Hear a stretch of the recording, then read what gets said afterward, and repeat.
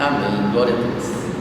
Mais uma aula de panorama do Novo Testamento. Na última aula nós terminamos o livro de Marcos e agora nós vamos hoje trabalhar o livro de Lucas. Nós já está passando por Mateus, Marcos e hoje nós vamos trabalhar Lucas. Vamos lá, abra sua Bíblia em Lucas, capítulo 1. Leremos os 4 primeiros versos de Lucas, capítulo 1. Os 4 primeiros versos. Vamos orar?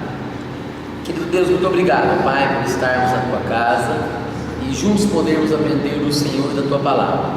Que Tu possas continuar nos instruindo, que possamos crescer, ó Pai, em graça e sabedoria diante do Senhor e diante dos homens, em nome do Senhor Jesus. Amém.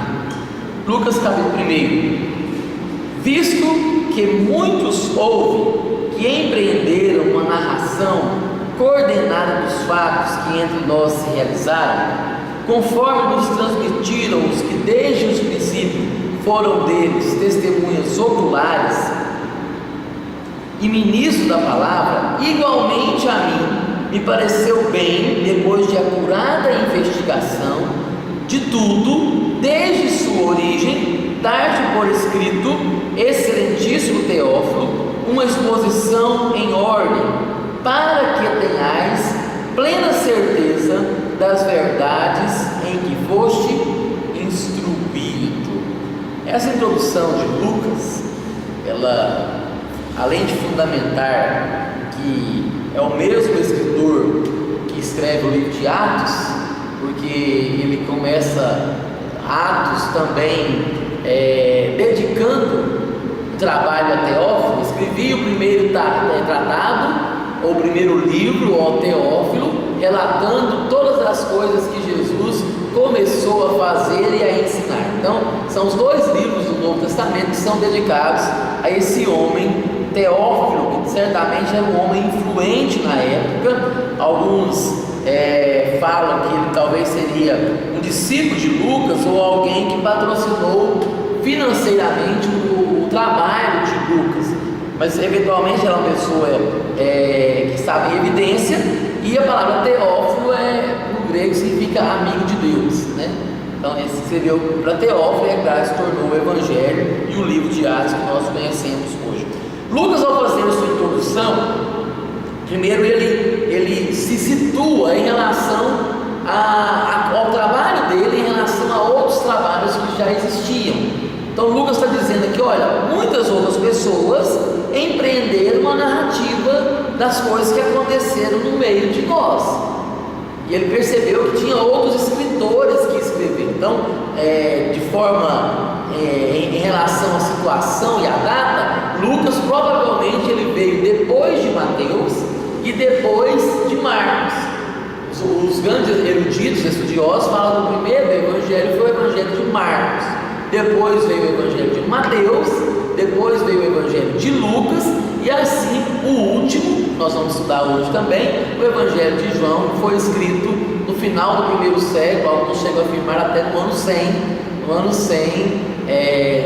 do Senhor, né? E ele fala aqui então que muitos fizeram a narrativa dos acontecimentos que foram realizados naquela época, e conforme nos transmitiram os que desde o princípio foram testemunhas oculares e ministros da palavra. Então, na época de Lucas já tinham pessoas que tinham escrito acerca de Cristo, como também tinham pessoas que tinham sido testemunhas oculares, no sentido que viram com os olhos, né, aquilo que Jesus fez e realizou. E ele vai afirmar aqui então que essas pessoas testemunharam, e ao mesmo tempo tinha pessoas que se tornaram pastores, ministros da palavra, apóstolos, e também estavam proclamando, propagando o evangelho. Aí ele chega lá, que eu acho interessante, e já trazendo uma palavra pastoral para nós aqui, no verso 3, ele fala assim: igualmente a mim me pareceu bem.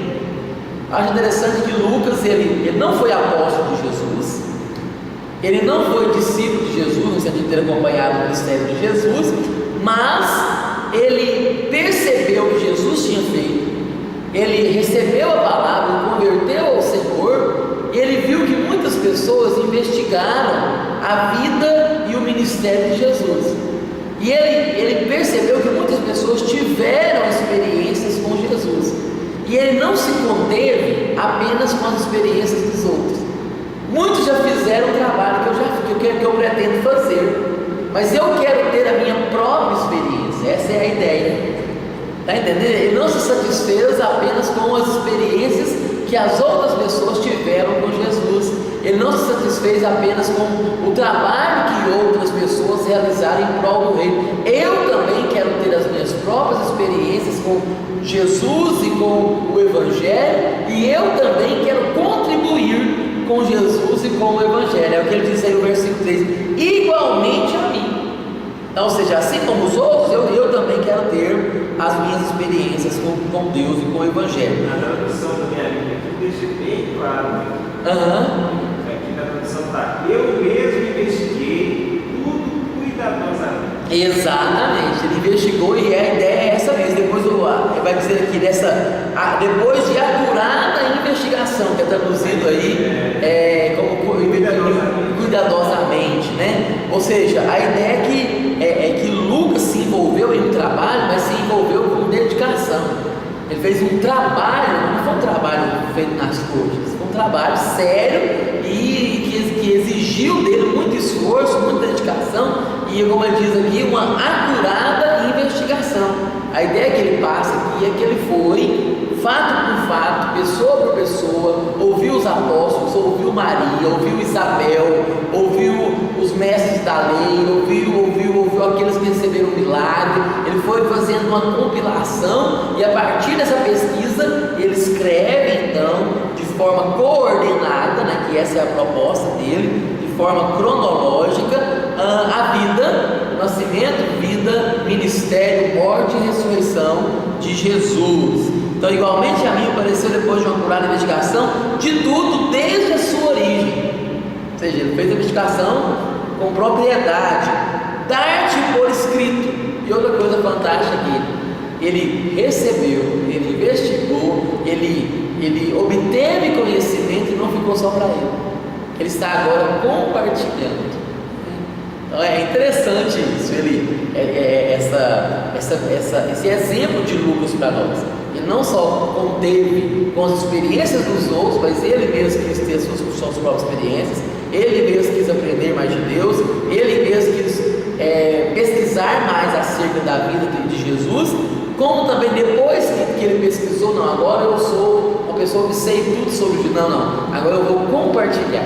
Ele está compartilhando aqui especificamente para o excelentíssimo, por isso que traz a ideia de alguém nobre, né? Alguém de um poder aquisitivo elevado, ou alguém que tinha algum cargo jurídico, alguma coisa nesse sentido, e ele chama de excelentíssimo Teófilo, uma exposição em ordem, né? Para que tenhas plena certeza das verdades em que foi instruído. Depois dessa introdução aí, vamos lá para a gente trazer algumas informações acerca do livro de Lucas. Enquanto que em Mateus Jesus é apresentado como rei, em Marcos como servo. Então lembre sempre disso. Em Mateus Jesus é o rei, a descendência real de Cristo, ele como rei. E em Marcos ele é o servo. Em Lucas ele é o filho do homem, ele mostra a humanidade de Jesus, enquanto que em João ele é o filho de Deus, né? Então mostra, enquanto que Lucas enfatiza a humanidade de Cristo, João enfatiza a sua divindade. Então em Lucas Cristo é o homem perfeito, é o homem perfeito, aquele homem que está conectado com a vontade de Deus. É o segundo Adão, só que agora é um Adão que não falhou. O segundo Adão que não, mas diferente do primeiro, esse não pecou.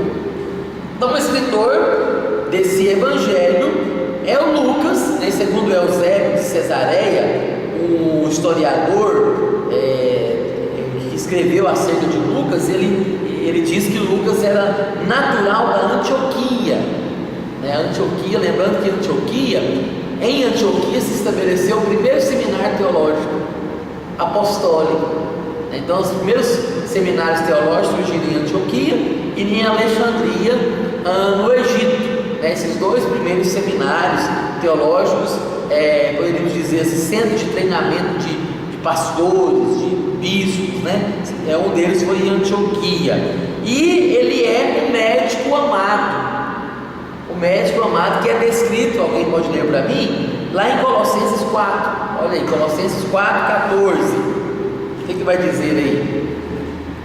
Colossenses 4:14. Paulo, ele cita então a questão de Lucas. O que ele diz aí? Lucas, médico amado, Demas, enviam salvações. E leia. Então, Lucas estava com Paulo e ele fala: Lucas, o médico amado, mostra a sua profissão, está enviando saudações ali para os crentes de Colossos, né? Então é interessante isso. E ele tinha, Lucas, ele por ser médico, ele era extremamente humano. Então essa questão da humanidade para ele era algo muito forte, né? Das questões de saúde, as questões de fato de ser uma pessoa humana, né? E ele entendia esse aspecto de Jesus. E Lucas revela o amor de Jesus para com os gentios.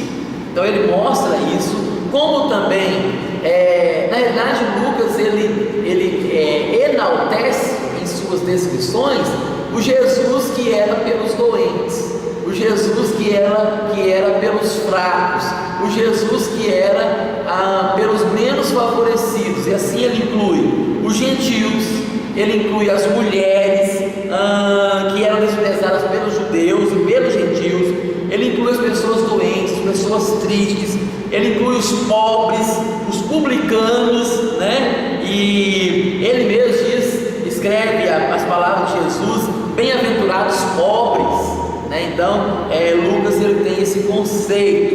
E eu gostaria de trazer uma analogia acerca de uma comparação ao mesmo tempo. Já estudamos Mateus, mas gostaria de colocar em comparação a genealogia de Lucas, que está aqui em Lucas no capítulo 3, olha aí. Então nós temos a genealogia que Lucas conta no final do capítulo 3. São duas genealogias de Jesus que nós temos. Nós temos a genealogia do capítulo 1 de Mateus, que já começa com a genealogia. Marcos, como está escrevendo para gentil, não dá importância nenhuma para a genealogia, não faz parte da cultura gentílica, né? Ficar estudando genealogia. Já Lucas agora, ele volta a escrever semelhantemente a Mateus a genealogia. Só que Lucas ele enfatiza a humanidade de Cristo e mostra a genealogia natural, traçando os antepassados de Cristo até o pai, né, por meio do pai de José até Adão, né, que é o pai da raça humana, enquanto que Mateus ele faz uma genealogia um tanto quanto diferente, que algumas pessoas acham até que são contraditórias. Mas a ideia, vamos ver aqui algumas diferenças, comparações entre as duas genealogias. Eu gostaria que você abrisse em Lucas 3 e também Mateus capítulo 1, para a gente comparar as duas genealogias e tirar algumas dúvidas aqui em relação às duas genealogias. Em Mateus começa livro da genealogia de Jesus Cristo, filho de Davi e filho de Abraão. Então Mateus está querendo provar a linhagem real de Jesus, está querendo provar que ele é filho de Davi, que ele é filho de Abraão. Então ele colocou os dois principais pilares da genealogia judaica, que era Davi, o grande rei Davi, e Abraão, que é o fundador do judaísmo, da raça judaica, né? E ele coloca aqui então, e ele antes de Abraão, Mateus desconsidera, enquanto que Lucas vai até Adão. Lucas ele vai até Deus, na realidade, filho de Adão, filho de Deus. Então ele vai um pouquinho mais longe, né? Então alguns detalhes das genealogias, vamos lá. Então ele começa, a primeira coisa é que a genealogia de Mateus ela é de pai para filho. Então ele começa lá no pai Abraão. Abraão gerou Isaac. Então ele começa lá de trás até chegar em Jesus. Já a genealogia de Lucas, capítulo 3, né, desse capítulo 3, é de filho para pai.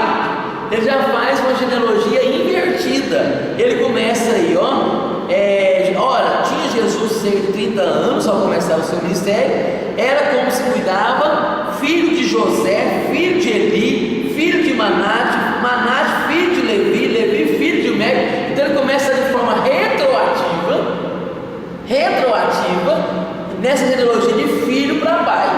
Então, enquanto que a genealogia de Mateus é de Abraão para cá, de pai para filho, Lucas traz uma retroativa de filho para pai. Como eu disse, a genealogia de Mateus vai até Abraão, só até Abraão, enquanto que a genealogia de Lucas vai até Deus, vai até Adão. Adão, filho de Deus, é o que diz aí o versículo de número 37. Lameque, filho de Metusalém, Metusalém, filho de Enoque, Enoque, filho de Xerede, este filho de Maalalel, filho de Cainã, Cainã, filho de Enos, Enos, filho de Sete, e este filho de Adão, filho de Deus. Ele foi um pouquinho mais longe. Tudo está no 37? Tudo no 37 e 38. 37 e 38. Porque essa minha Bíblia aqui, esse dia eu pedi para abrir o versículo 33 de 1 Coríntios. Aí dá uma mudança de um versículo. O povo não tinha 33, só a minha Bíblia. Às vezes... Eu vou abrir todo livro. Dá uma diferencinha. Vamos lá então. Então ele vai lá.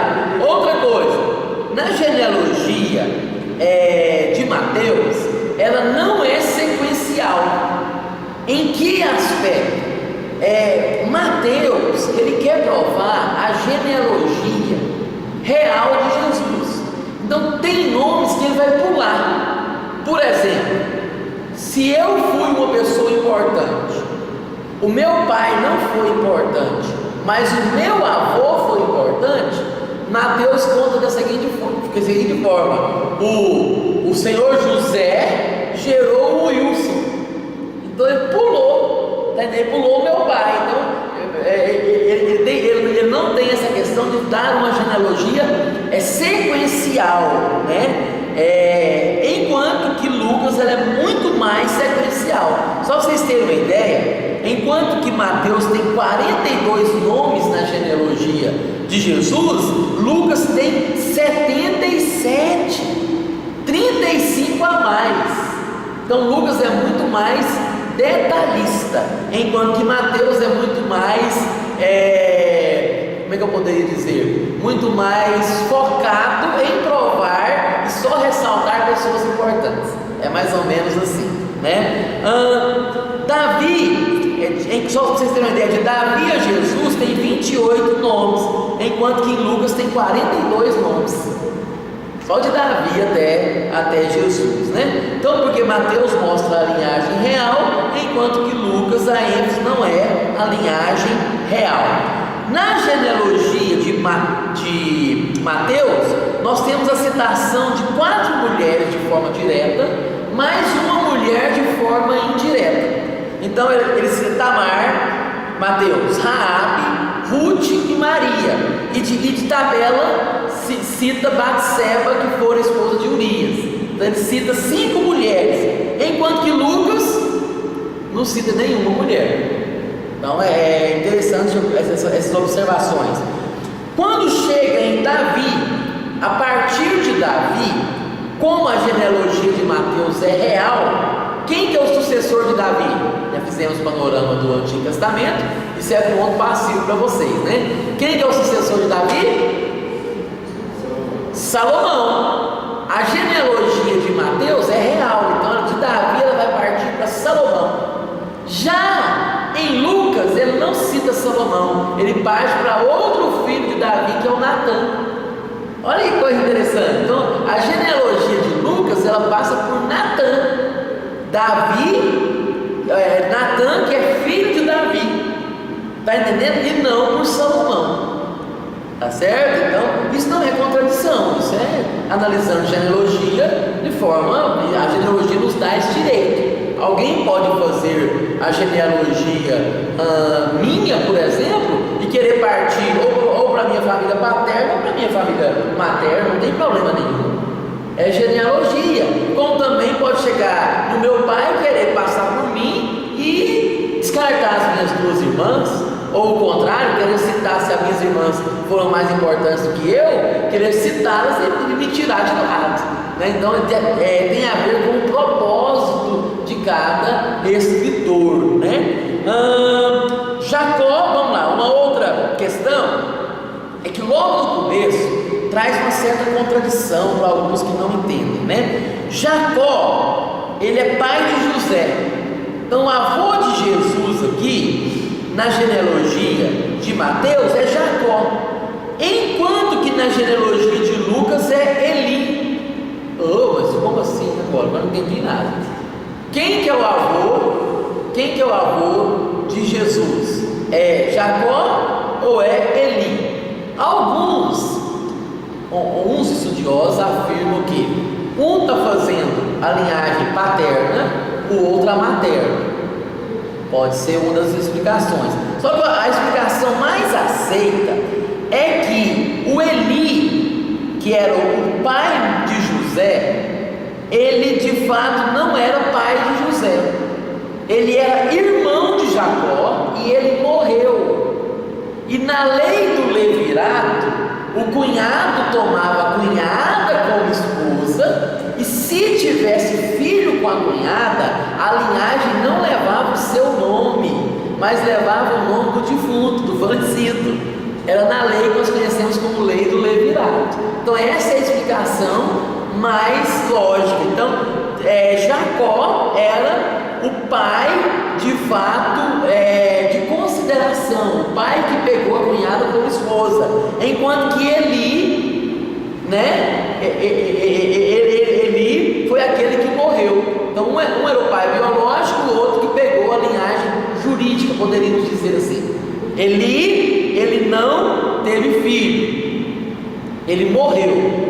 Aí o Jacó, que era irmão do Eli, pegou a esposa do Eli como esposa para a mulher não ficar desassistida, porque naquela época as viúvas eram mais menosprezadas, tinha toda uma série de...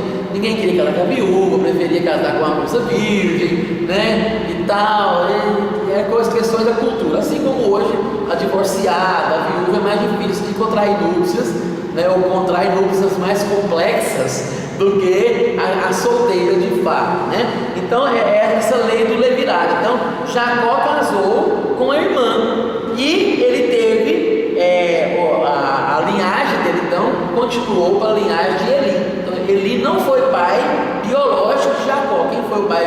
Desculpe, José. Quem foi o pai biológico de José foi Jacó, mas ele levou o nome de Eli, porque jurídico. Jacó era irmão de Eli, e ele morreu sem ter filhos.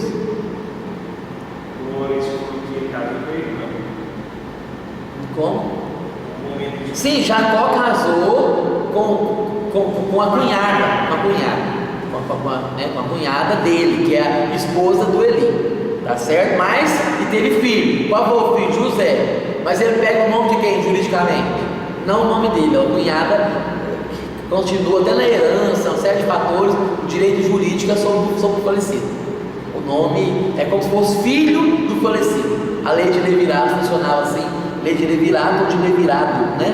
A palavra Levi, no hebraico ele é de cunhado.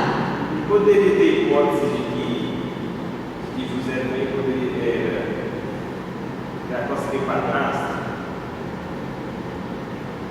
Não, a mais aceita é essa mesmo, que ele era pai biológico, só que por conta da lei do levirato, em Lucas, quem levou o nome foi Eli. Tá certo? Mas ele foi o filho biológico mesmo, ele é filho de Jacó.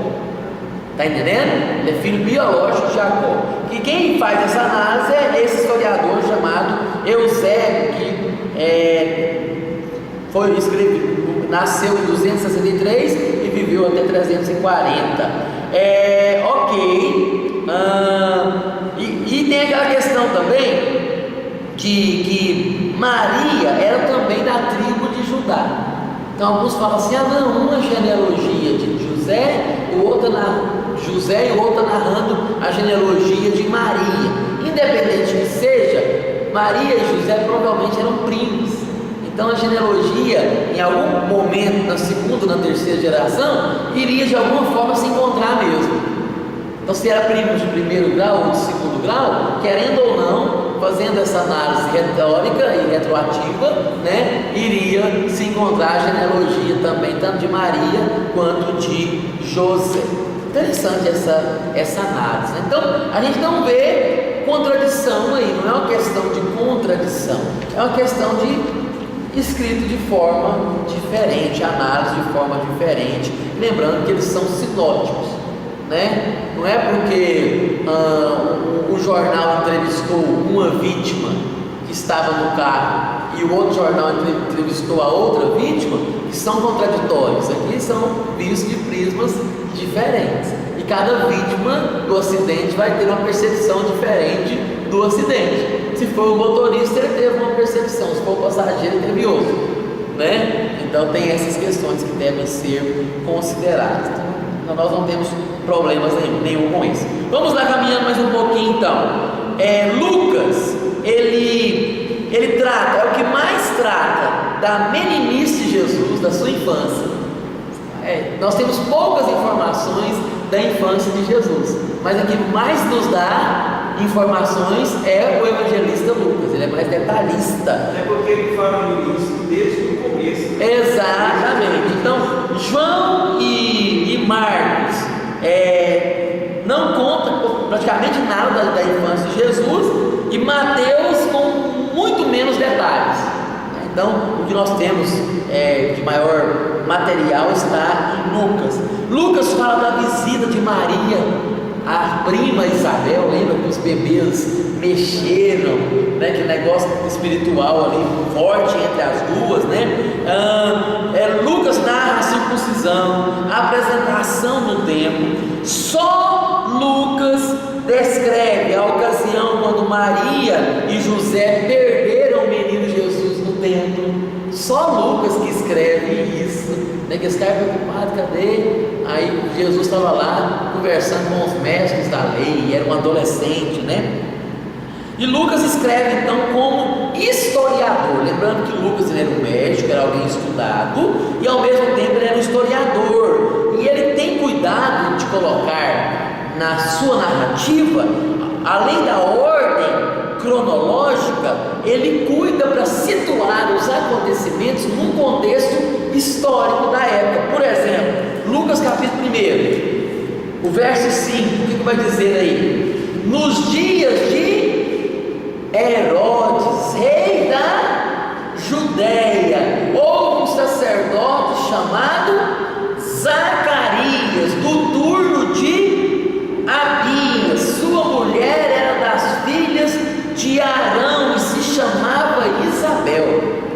Então ele dava todos os detalhes: quem é que está reinando, nos dias de quem, em qual situação. Isso é alguém que tem uma preocupação histórica.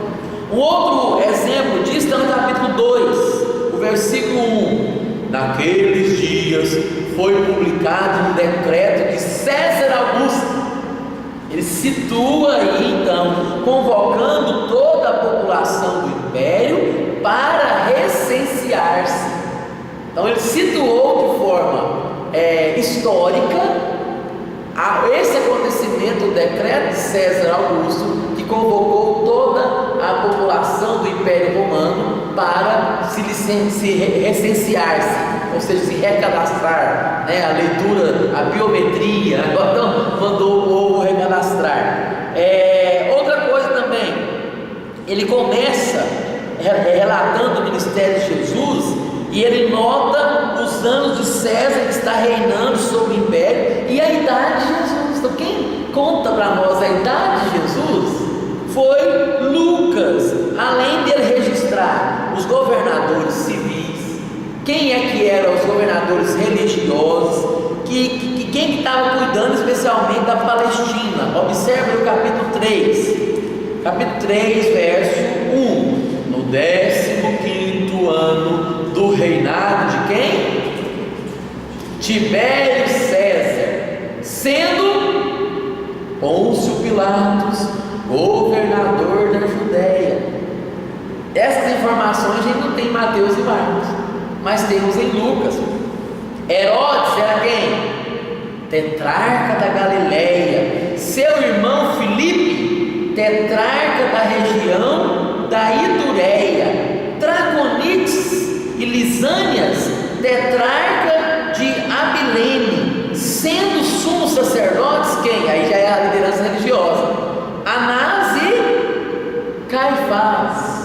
Lembra que Jesus foi julgado por quem? Por Caifás. Está entendendo? Então olha aqui, veio a palavra de Deus a João, filho de Zacarias, no deserto e tal. Ele situa bem todas essas questões. Então Lucas, como historiador, ele teve o cuidado de usar o material acuradamente ou cuidadosamente apurado. Ele é bem detalhista nesse aspecto, né? É interessante que as parábolas que são relatadas em Lucas, ela coloca o amor de Jesus, a compaixão de Cristo, o poder dele como Cristo, e ao mesmo tempo com a humanidade de Cristo. Normalmente as parábolas começam assim: certo homem, aí que vem a questão do bom samaritano, a parábola do fariseu e publicano, a viúva importuna que pede juízo para julgar a sua causa. As 3 parábolas de Lucas, capítulo 15, que é uma descrição didática e matemática do amor de Deus. Então nós temos aqui as 3 parábolas estatísticas que nós temos então, revelando o amor de Deus pelo perdido, poderíamos dizer assim. Então, por exemplo, no capítulo 15, a primeira parábola que é contada é a parábola das 100 ovelhas. Então, Lucas registra que de 100 ovelhas, uma é importante. Ele faz aqui uma narrativa proporcional. De 100 ovelhas, ele deixa as 99 para ir atrás de uma, a que se perdeu. Ele vai atrás da que se perdeu. Depois do verso 8 do capítulo 15, tem a dracma perdida de 10 dracmas. Uma se perde, e essa perdida é a importante. Está entendendo? De 10, de 100, uma é importante. De 10, uma é importante. Aí depois vem a terceira parábola, que é a parábola do filho pródigo. De 2, o importante é o que se perde. O que se perde é o importante. Então é interessante isso. Você reconhece como tríplice parábola? Oi? Nessa parte reconhece como tríplice? As 3 parábolas, exatamente. E são colocadas como juntas e devem ser analisadas dessa forma, porque as 3 têm a mesma mensagem. A 3 ou seja, o amor de Cristo pelo perdido. Está entendendo? A ovelha perdida, a dracma perdida. A ovelha perdida, a dracma perdida, eu falei sobre o filho pródigo, né? Acho que eu mandei. E a questão do filho perdido. E proporcionalmente, de 100, uma é importante. De 10, uma é importante. De 2, uma é importante. É aquele que se perde, né? Então nós temos aqui então esse material lindo, né, das 3 parábolas, da ovelha perdida, da dracma perdida, do filho perdido. Na parábola da grande ceia, que é contada também por Lucas, tem aquele mandato para ir atrás dos menos favorecidos. Vai nos becos da cidade, traga os pobres. Lembra aquele convite do grande banquete? É Lucas que conta esses detalhes, né? Que ele queria fazer um grande banquete, convidou os amigos, e um falou que ia, o outro dispensou, o outro também dispensou, e o dono da festa disse: não saia aí e traga os pobres, os aleijados, os cegos, os coxos, e ainda acrescenta a palavra, depois que traz todo mundo e fala: ainda há lugar. Esse grande banquete vai ser grande mesmo, tem espaço para os gentios, tem espaço para muita gente. Então essa é a mensagem de Lucas através dos séculos, né? E Lucas revela Cristo como alguém intensamente humano. É Lucas que, por ser médico, que vai narrar que Jesus suou gotas de sangue, né? Essa ideia é da medicina. Então, exatamente, Lucas apresenta que Jesus, ele é da descendência de Adão, que ele é um com nós, ele se fez carne. Jesus, ele é apresentado em Lucas como alguém que mantém os seus deveres e responsabilidades, paga imposto. Jesus paga imposto em Lucas. Então, alguém que tem os seus deveres e responsabilidades. Ele é como um de nós, porque ele batizou, ele não tem pecado, mas ele passou pelo batismo, que ele estava nos representando e tomando sobre ele os nossos pecados, e ele foi tentado também. Então, ou seja, mostra a humanidade de Jesus. Qual que é o versículo chave de Lucas? Lucas 19, o verso 10, que vai dizer: porque o Filho do Homem veio buscar e salvar o perdido. Essa é a mensagem chave de Lucas. Jesus veio para os perdidos. É o que eu brinco quando as pessoas vão na minha escola, né? Aí me falam assim: eu custei achar que estava perdido. Você fica tranquilo, Jesus veio para os perdidos mesmo, né? Então, essa é a mensagem de Lucas, né? E Lucas é dividido, como nós temos o capítulo 1 até o verso 1 até o verso 4, é o que nós chamamos de prefácio. Depois nós temos a anunciação do advento de Cristo, que vai do capítulo 1 até o capítulo 4, o verso 13, né? E a partir do verso 13, Jesus passou pela tentação, assim como em Mateus, Jesus começa o seu ministério no capítulo 4, em Lucas também ele começa o seu ministério no capítulo 4. Então, do capítulo 4 até o capítulo 19, que é o fim do livro, de fato, é o ministério de Jesus. Quando o ministério, a partir do capítulo 19, que é o capítulo 20, que vai até o final, vai contar aí as últimas palavras de Jesus, como também a sua paixão, né? Então nós temos essas três divisões: o advento de Cristo, depois ele começa a pregar em todo o seu ministério até o capítulo 19, e depois do capítulo 20 para frente, até o último capítulo de Lucas, que é o capítulo 24, nós temos aí as últimas palavras de Jesus, bem como a questão da sua morte, a sua paixão e a sua ressurreição, e ele sendo assunto aos céus. Esse é o Evangelho de Lucas, um Evangelho que tem muito para nos ensinar e contribuir, muitas contribuições exclusivas que somente Lucas nos dá. Vamos caminhar mais um pouquinho, vamos para João. Então, esse material já está aí para vocês no grupo do WhatsApp. Esse material que eu só estou complementando algumas coisas aqui, está tudo lá. Vamos lá. João é diferente dos demais evangelhos. Primeiro, porque João não é sinótico, ele vem como uma espécie de complemento. João já tinha consciência que os três primeiros evangelhos já tinham sido escritos, e ele, é claro, quis gastar o seu tempo, o seu trabalho, derramando chuva sobre o lugar que já está molhado, né? Chovendo no molhado. Então João, ele dá uma contribuição mais acurada. Então João, ele é muito diferente dos sinóticos, para não dizer, ele não tem quase nada a ver. A proposta de Mateus, Marcos e Lucas é uma, João é outra. Nós vamos analisar aqui algumas características de João, mas dentre elas, João tem muito das conversas particulares dele com Jesus. Ele era o discípulo amado, lembra?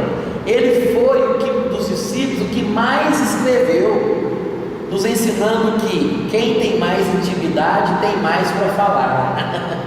Interessante isso, né? João, ele enfatiza o ministério de Jesus em Jerusalém, nas idas de Jesus a Jerusalém. Então vamos lá, então. O tema de João, enquanto que, vamos recordar, Mateus rei, Marcos servo. Lucas, filho do homem. João, filho de Deus. Tanto é que em João não tem genealogia. Jesus em João é o Criador, é o Verbo de Deus que estava com o Pai lá na eternidade, criando. No princípio, João começa o seu evangelho como Gênesis começa. E já disse para vocês em outras matérias, em outras aulas, mas é relevante reafirmar. Lá em Gênesis capítulo 1, verso 1, está dizendo: Bereshit bara Elohim, no Bereshit, no princípio. A tradução mais antiga do hebraico para o grego, nós sabemos que é a Septuaginta, né? Lá na Septuaginta, Gênesis capítulo 1 está traduzindo Enarre, no princípio. Como é que João começa? Igual Gênesis, Enarre.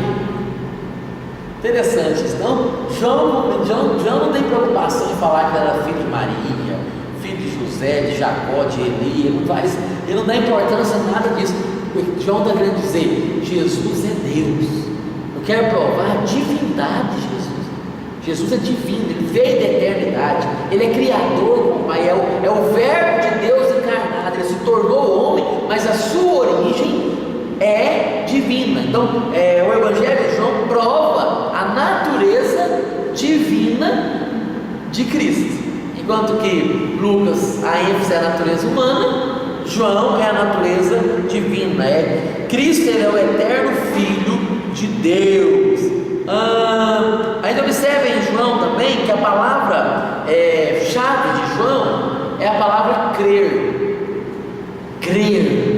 João tem muito esse negócio de crer, porque Deus amou o mundo de tal maneira que deu o seu Filho unigênito para todo aquele que nele crer, não pereça, mas tenha a vida eterna. João 3,16 é o coração da Bíblia, ou o versículo chave para entender todo o Evangelho.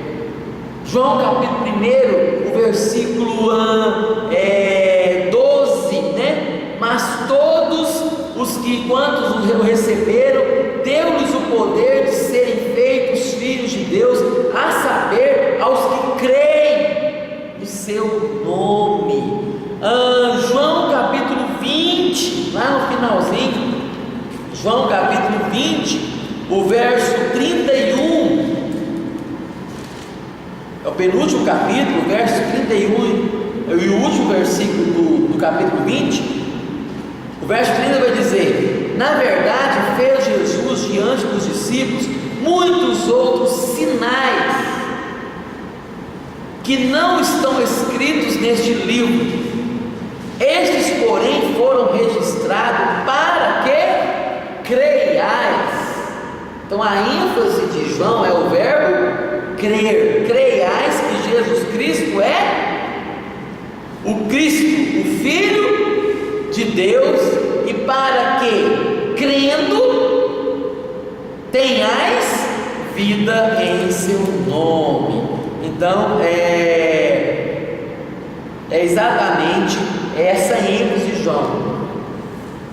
Toda a tradição e todos os eruditos estudiosos são unânimes em afirmar que quem escreveu o João foi o filho de Zebedeu, o João, o discípulo amado, né? Uma pergunta para vocês: você sabe quem que foi o pai do filho de Zebedeu, né? Quem que foi o pai do filho de Zebedeu? Foi Zebedeu mesmo, né? Brincadeira, irmãos. Vamos lá então. João foi o filho de Zebedeu, o discípulo que Jesus amava, o discípulo amado.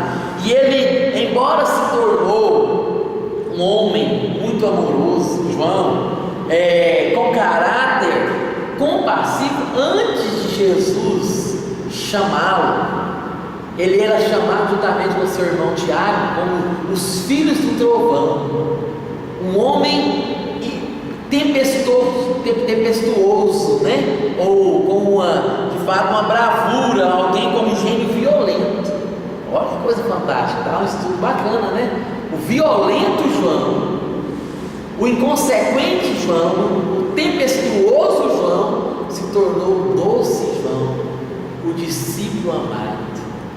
alguém que foi cheio do Espírito Santo, né? Então ele tinha o título de filho do trovão, porém a graça do Senhor o transformou em um apóstolo do amor. Interessante isso, né? É uma análise muito boa. Evidentemente ele era o discípulo mais jovem de Jesus, era o caçulinha. Tanto é que ele foi o último a morrer. Ele que escreveu o Apocalipse, ele que escreveu as 3 últimas epístolas, né, dele no Novo Testamento, a primeira de João, segunda e terceira de João. Ele que escreveu João, ele escreveu o Evangelho de João, ele escreveu as 3 epístolas e ele escreveu o Apocalipse, 5 livros atribuídos a esse João, o discípulo amado, e foi escrito por volta do ano 100. E como eu disse para vocês, o quarto evangelho é bem diferente dos 3 evangelhos sinóticos. Mas essa diferenciação não é contraditória, é uma diferenciação complementar. Então fica bem esclarecido o propósito dele, a convicção dele, e o propósito era para que creiais, né? E a experiência que crendo vai causar o que? Tenhas vida em meu nome. Então João apresenta Jesus como Cristo, o Messias. O que dizem o Filho dos Homens acerca de mim? Uns falam que tu és o outro profeta e tal, mas vós quem dizeis que eu sou? Pedro disse: tu és o Cristo, Filho de Deus, né? Então ele mostra de fato provas irrefutáveis. Ele cita João Batista, também conta como Natanael reconheceu Jesus como Filho de Deus, relata a história de Nicodemos, né? João cita as testemunhas como Tomé, o incrédulo Tomé, Senhor Deus meu. Então João claramente escreveu o seu evangelho, né? Quando ele escreveu o seu evangelho, ele já sabia que as pessoas já tinham acesso aos outros evangelhos. Ele não queria repetir, mas ele queria trazer um complemento, tá certo? Enquanto isso, João não menciona muitas outras coisas que os demais sinóticos mencionaram. Tem muita coisa que João não menciona. Por quê? Porque não era relevante, já tinha sido escrito. Então, por exemplo, João não relata o nascimento de Jesus, porque para João Jesus não nasceu, ele já é Deus. Ele é o verbo eterno de Deus. Ele não nasce,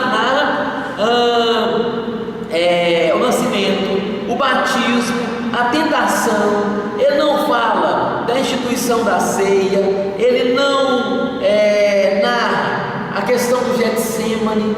São detalhes que já tinham nos 3 evangelhos. Então ele já sabia e conhecia o conteúdo dos 3 evangelhos. Para que eu vou ficar chovendo no molhado? Então ele se esquiva. Não. Quem era meio irmão de Jesus foi Tiago. Tiago, que escreve a epístola de Tiago, era meio irmão de Jesus, tá certo? Vamos lá então. Em João não dá muito moral para endemoniado. Não tem nem, Jesus não expulsa nem um demônio em João. Esse João é irmão de outro discípulo. É de outro discípulo. João, irmão do outro Tiago. Não Tiago, meu irmão de Jesus. É outro Tiago, tá certo? Ele tem 2 Tiagos. O Tiago, que é irmão de Jesus, não era apóstolo. O Tiago, irmão de João, era o filho de Zebedeu. Os 2 filhos de Zebedeu, os 2 se tornaram apóstolos. O Tiago, que escreve Tiago, é irmão de sangue de Jesus, sangue, assim, meio irmão que nós chamamos. Provavelmente se converteu depois que Jesus morreu, e aí sim se torna um escritor neotestamentário. Está entendendo? Então temos essas questões. Então vamos lá. Então João não tem nenhuma expulsão de demônio no livro de João.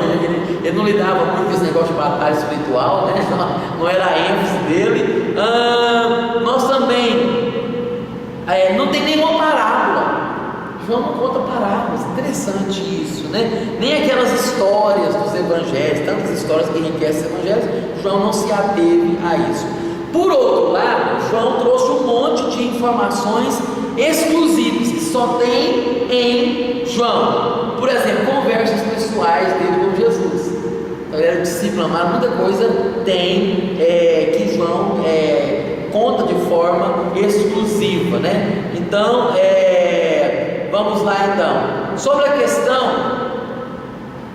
em João que nós temos a informação que o ministério de Jesus durou cerca de 3 anos. Por quê? Porque João relata as 3 Páscoas que Jesus foi a Jerusalém participar. Jesus participou de 3 Páscoas, e as Páscoas elas eram anuais. Então é em João que nós descobrimos que o ministério de Jesus durou por volta de 3 anos, porque ele cita as 3 Páscoas. Está entendendo? Lá em João 2, no verso 3, depois, vamos lá, João 2, como eu disse para vocês, a ênfase de João é o ministério de Jesus em Jerusalém. Ele conta de outras regiões? Conta, inclusive o primeiro milagre nas bodas em Caná da Galileia, só que não é a ênfase dele. Enquanto que os sinóticos, Mateus, Marcos e Lucas, tem muito mais informações sobre Jesus na Galileia, Jesus em Nazaré, Jesus nos outros lugares. Enquanto que João, a ênfase dele é o ministério de Jesus em Jerusalém, no meio dos judeus, né? Para provar que ele é o Filho de Deus. Então vamos lá, João 2, verso 13. Estando próximo à Páscoa dos judeus, subiu Jesus para Jerusalém e encontrou no templo os que vendiam bois, ovelhas e pombos. Primeira Páscoa que Jesus participou. Jesus já estava então ativo no seu ministério. Está entendendo? Segunda Páscoa, lá no capítulo 6, o verso 4. 6, o verso 4. Ora, a Páscoa, festa dos judeus, estava próxima. Então Jesus, erguendo os olhos e vendo que a grande multidão vinha ter com ele e tal, então cita a segunda Páscoa. E agora a terceira Páscoa, a terceira e última Páscoa de Jesus, foi o capítulo 13, o versículo 1, que foi a Páscoa que precede a sua morte. Então, o capítulo 13, o verso 1. Ora, antes da festa da Páscoa, sabendo Jesus que era chegada a sua hora de passar deste mundo para o Pai, e tal, então ele cita aí, em João que nós temos as 3 Páscoas, datando aí o ministério de Jesus acima de 2 anos e em torno de 3 anos. E a gente acha que é uma Páscoa só. Oi? Eu ia achando que era falando do mesmo tempo. Não, são 3 Páscoas diferentes. Todo ano tinha Páscoa. Todo ano tinha Páscoa. Os hebreus era a Páscoa. Essa depois eu vou colocar no grupo aí. Não sei se já coloquei nos outros anos anteriores, mas vou compartilhar com vocês a mensagem que eu preguei domingo agora na escola bíblica dominical sobre a Páscoa. Tá certo? Sobre a Páscoa judaica. Mas a Páscoa era a principal festa dos judeus. Isso aqui é permissão por exemplo. Vamos pregar domingo que vem na igreja, não tem problema não. Então tá certo. E ele nos fala então do ministério de Jesus, de João Batista. Temos os discursos de despedida a partir do capítulo 13, né? É em João que nós temos a oração sacerdotal, a maior oração de Jesus narrada, descrita, todo o capítulo 17, que eu já falei para vocês, que Jesus ora por seus discípulos, inclusive ora por nós, ele ora por todos aqueles que estão longe. Concluindo, João não nos fala em milagres, mas ele fala em sinais. Sinais o quê? Que comprovam, ele fala sobre sinais, prodígios e maravilhas, né? Para descrever algo sobrenatural e para de fato credenciar o ministério de Cristo. Então ele não fala em milagre, fala em sinais. Por que ele fazia sinais? Porque ele era filho de Deus, ele era Deus. Então é essa ênfase que João dá na questão dos sinais. E de fato esses sinais atestam a autoridade divina. E normalmente os milagres em João são seguidos ou precedidos por uma declaração. Por exemplo, a multiplicação dos pães no capítulo 6. A multiplicação dos pães no capítulo 6. Vamos lá? Depois dessas coisas, atravessou Jesus o mar da Galileia, que é o de Tiberíades, e seguia numerosa multidão, porque tinha visto que os milagres, não os sinais. Está vendo aí que ele usa a palavra sinais? Que ele fazia na cura dos enfermos. E então subiu Jesus ao monte e assentou ali com seus discípulos. Ora, a Páscoa, a festa de Deus, estava próxima. Então nós temos aí esse discurso de Jesus e ao mesmo tempo a multiplicação dos pães, tá certo? Então é o que ocorre então, no capítulo 6, que são o discurso de Jesus sempre próximo do milagre. Quando ele faz, presta atenção, olha que coisa fantástica, ele faz o milagre no capítulo 6, ele fez o quê? Ele multiplicou pães. Mas qual que é o propósito desse milagre? Olha aí, por que Jesus multiplicou pães?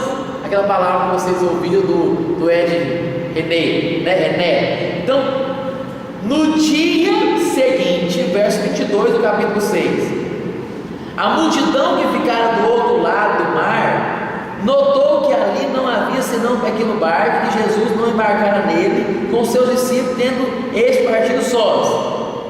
Entretanto, outros barquinhos chegaram de Tiberíades, perto do lugar onde comeram pão. Estava aqui na mente: nossa, ontem nós comemos um pão milagroso, um pão que foi multiplicado. Nossa, que coisa interessante! E olha aí, tendo o Senhor dado graças, né? Ou seja, Jesus deu graças antes de multiplicar pão.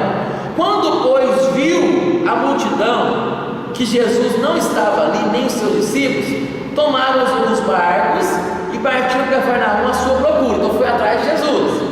E tendo encontrado do outro lado do mar, lhe perguntaram: mestre, quando chegaste aqui?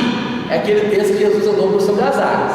Então entra a multiplicação dos pães e esse segundo reencontro de Jesus no outro dia com a multidão. Jesus tinha ido como? Andando sobre as águas. Tá certo? Então como chegaste aqui? Respondeu Jesus: em verdade vos digo, vós me procurais, não porque vistes sinais, mas porque comestes dos pães e vos fartastes. Presta atenção, se vocês vieram atrás de mim, porque vocês estão atrás de milagres. Vocês comeram pão e achou bom esse negócio de comer pão que eu multipliquei, né? Agora Jesus vai usar a didática do pão para ensinar o que ele queria ensinar com a multiplicação dos pães. Olha que coisa fantástica. Trabalhai não pela comida que perece, mas pela que subsiste, que é a vida eterna, a qual o Filho do Homem vos dará, porque Deus o Pai o confirmou com o seu selo.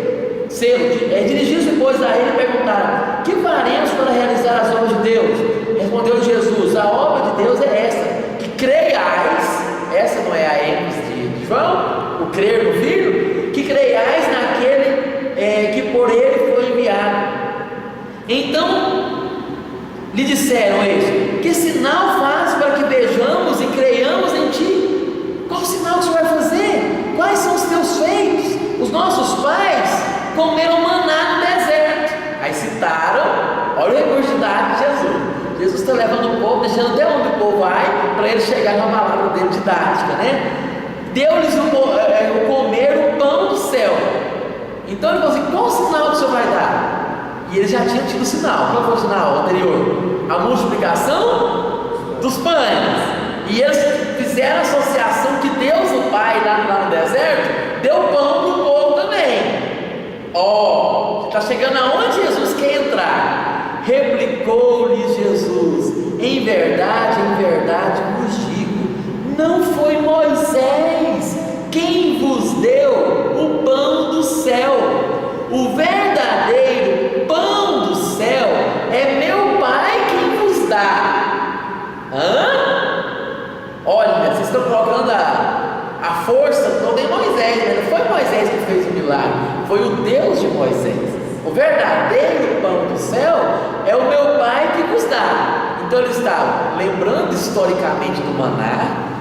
Ontem eles comeram pão que Jesus multiplicou, e Jesus está nessa conversa de pão, porque o assunto da multiplicação do pão, do sinal do pão, eles estão pedindo mais sinais. Olha aí, porque o pão de Deus é o que desce do céu e dá vida ao mundo. Então lhes disseram: Senhor, dá-nos sempre desse pão. Então se o Senhor deu maná, continua multiplicando pães para nós aqui. Aí tá, declarou-lhes Jesus: eu sou o pão da vida. Vocês estão preocupados com essa sede, com essa fome de vocês carnal? Sabe aquele pão? Eu só multipliquei porque eu sou o pão da vida. Usou todo o contexto didático. Por isso que Jesus, só fazendo um gancho aqui, né? Lá em Atos capítulo 1, Lucas vai falar que Jesus começou a fazer e a ensinar. Jesus, antes de ensinar, ele fazia. Primeiro ele multiplicou, ele usou o recurso didático, agora ele vai ensinar. Está entendendo? Jesus fazia primeiro, a didática de Jesus não era fazer a faculdade para depois praticar. A didática de Jesus era praticar primeiro para depois ensinar. É como se alguém fizesse aqui: ó, experimenta aqui esse pão que eu fiz, experimenta aqui essa rosca.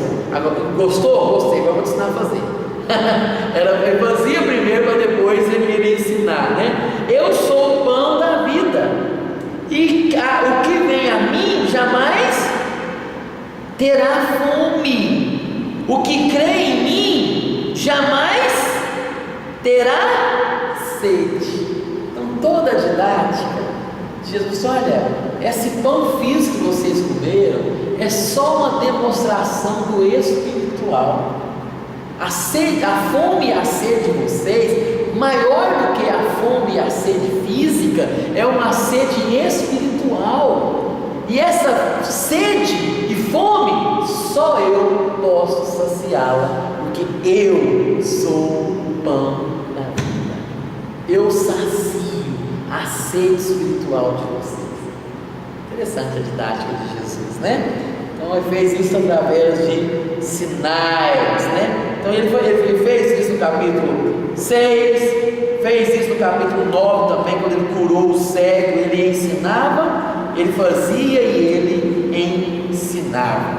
Então João, ele tem essa característica, é o evangelho que mais é indicado para o novo convertido, né? Então, quando a pessoa chegar e perguntar para você em qual livro da Bíblia começa estudando, comece por João. Comece por João, você vai aprender muito de João, o discípulo amado. Amém? Damos por encerrado aqui a questão dos evangelhos. Na aula que vem vamos trabalhar Atos, e se der tempo iniciaremos as epístolas.